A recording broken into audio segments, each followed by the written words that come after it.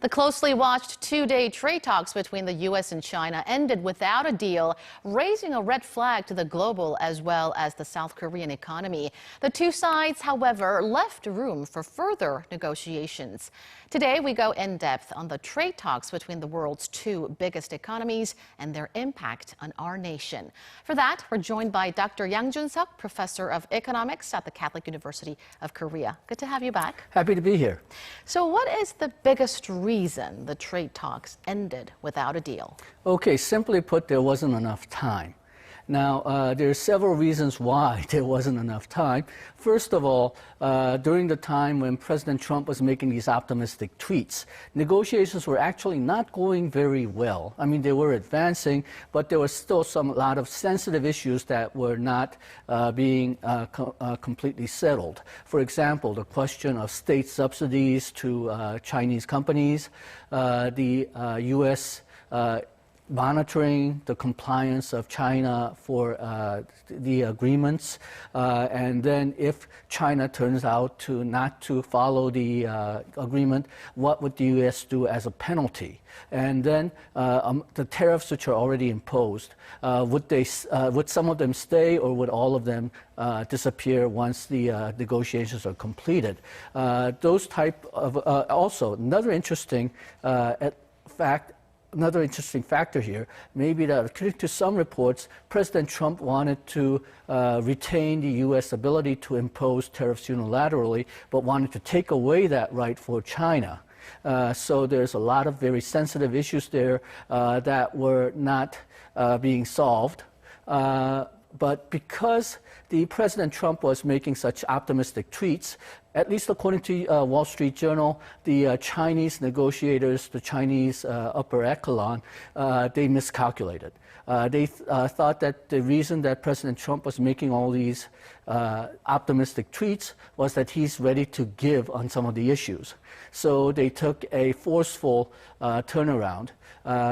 Now, there's some conflict on which version is true, but from the U.S. side, what they're saying is that they agreed on a text which said that for intellectual property issues, for some more freedom for foreign firms operating in Chinese soil, for prohibiting forced joint ventures on foreign companies, China agreed to state those rights in law for foreign companies. The Chinese side said they never agreed to that, but at least according to the U.S. side, China agreed to put them in law, and then when they sent the final text for review, it came back with all the provisions about the law being redacted. And Chinese insisted that they would not do this through law, but they would do this through administrative guidance. And the negotiators took this as going back on negotiations, going back on what China agreed to, and they informed this to President Trump, and President Trump then issued that notorious tweet on Sunday saying that he was going to raise tariffs to 25% on Friday. Now, that gives 5.5 days warning, and I don't think anybody expected anything to be settled within those 5.5 days. The remaining issues were just so sensitive that it could not be solved within a week. So in a sense, I think President Trump threw that proposition there knowing that it will not be accepted. So that's basically the problem, not enough time. So quite a lot of sensitive details that weren't quite sorted out, and it sounds like a lot of miscommunications too.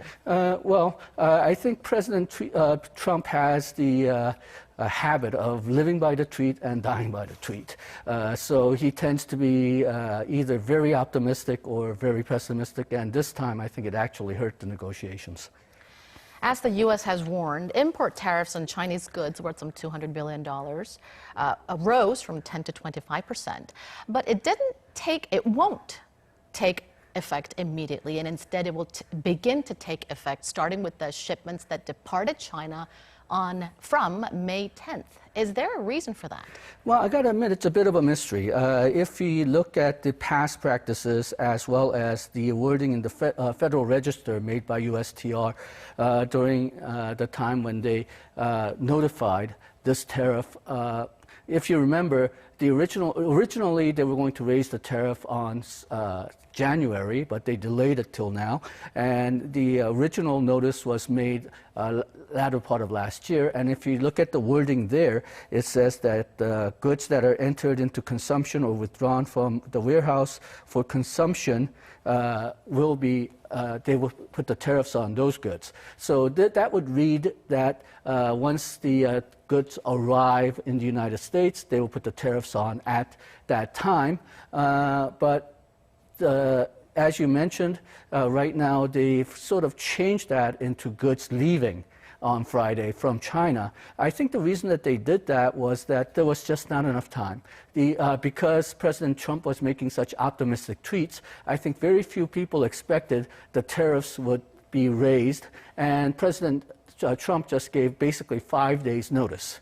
And I remember reading a U.S. newspaper on Monday where USTR Lighthizer said that, well, importers should have expected something like this would happen.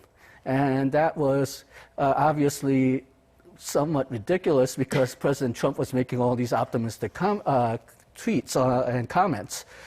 So I think they made that decision to give negotiations more time and give importers more time. According to Bloomberg, Washington has threatened Chinese Vice Premier Liu He of another tariff hike, this time on Chinese goods worth some $300 billion if China doesn't come to terms with the U.S. within the next 3 to 4 weeks.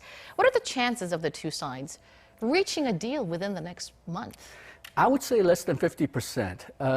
There is a possibility, so I would not put it way below 50%, but still, as I mentioned before, some of the issues are very, very sensitive.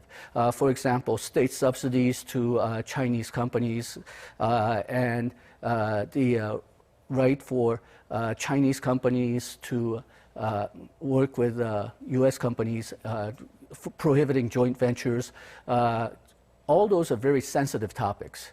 And then there's the problem of monitoring and implementation. As I mentioned before, the U.S. seems to want to monitor and then give penalties if China does not follow through on their agreement. And then the U.S. wants to maintain perhaps the right to penalize China unilaterally if they feel that China has not stuck to the agreement. Problem is not only whether the Chinese government will accept that, but whether the Chinese people would accept that. The Chinese people apparently have a lot of pent-up feelings about how the advanced countries treated them over the last 150 years. So if the U.S. seems to be acting as a final judge of what China can do, there will probably be not only problems in the Chinese government, but with Chinese people as well. So China has to walk on a very balanced tightrope. They have to be seen as giving and taking. They have to get something from the United States. Problem is, I think the United States doesn't want to seem as giving too much to China, so that creates a conflict. And U.S. exports to China, China's exports to the United States, that's about 4% of the GDP. So even if all trade with United States, all exports to United States cuts out altogether, that's only about 4% of the Chinese economy, which is growing at about 6% a year. So they might just decide that we might take this loss for the next few months or a few years rather than annoy the Chinese people. Do you expect some retaliatory measures from China? It looks like China is strongly showing its strong will that it won't back down either. Yeah, I expect them to have at least some retaliatory moves, and I think President Trump expects that also. But one of the problems is that China does not really have that much room to maneuver. The U.S. imports of Chinese goods were $539 billion, whereas Chinese imports of U.S. goods were only about $120 billion. So even if China puts tariffs on all U.S. imports, that would be way less than the amount of goods that U.S. can put tariffs on. One of the ways that they can get around that is to put on higher tariff rates. So instead of 25%, maybe 40%. That's what they did with U.S. automobiles. They raised the tariff rate from 15 to 40%. Another way that they can deal with it is to make life more difficult for U.S. firms and imports from the United States. For example, tighter inspections of U.S. Agricultural goods and so on. And then China will probably try to make sure that most damage goes to states which supported President Trump or supported the Republican Party. Other countries, including China, when they're retaliating against the United States, they have been very effective in doing that. Now, the final weapon in China's arsenal is what China used in Korea a couple of years ago with the THAAD retaliation, which is start a popular movement, that's going against U.S. imports. But I think I think China doesn't want to go that far, and the reason is once you started that kind of a popular movement, you may not be able to stop it, and that might poison the U.S.-China relationship even more than it is currently. So I don't think they want to go there, but that is a weapon that they always have. The global market is on edge about the possibility of a prolonged U.S.-China trade war. But won't the tit-for-tat retaliatory measures or tit-for-tat tariff hikes hurt both the U.S. and the Chinese economy? Well, according to the estimates the IMF made last year, if tariffs are put on all goods, exports from China to U.S. and all exports from U.S. to China, that would affect about 0.2% of global growth. And then more specifically for the country, U.S. growth would fall by 0.9%, while Chinese growth would fall by 1.6%. So there is a significant hurt for these two countries.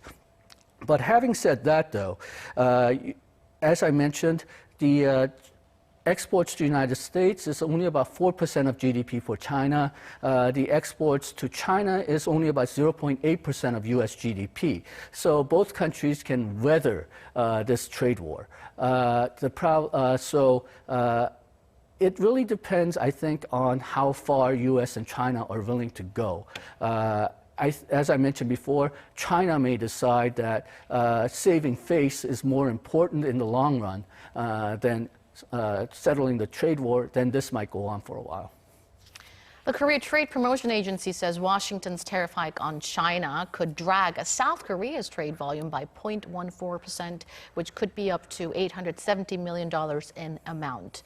If the two economic giants fail to reach a deal again by next month or so, would it hurt the Korean economy further? Well, $870 million is a lot of money, but that's about 0.53% of Chinese exports and about 0.14% of total Korean exports. So it's the amount that we can live with. Obviously, we would rather not lose that amount, but still, if it falls, then we can still live with it. Now, the problem seems to be that China is Korea's largest trading partner. About 43% of Korea GDP is exports, and about 25% of that is going to China. We are very frightened about the U.S.-China trade war. But about 50 to 75% of what we export to China are intermediate parts, and if the goods are no longer made in China, and the production moves elsewhere, say Vietnam or Mexico or the United States, well, Korea can still supply those intermediate parts to those new production centers. So if Korean firms move quickly enough, if they are flexible enough, then we can divert the intermediate parts being exported to China to these new production centers. So the harm to Korean economy should not be that high. But the problem is, are Korean firms that flexible? Are they able to move quickly enough so that we could deliver these intermediate parts to new production centers? And, well, that's a question that we'll have to see. All right, Dr. Yang, thank you as always for your analysis tonight. Thank you. And that does it for this edition of News in Depth. From all of us here at Arirang, thank you for watching, and I hope to see you right back here, same time tomorrow.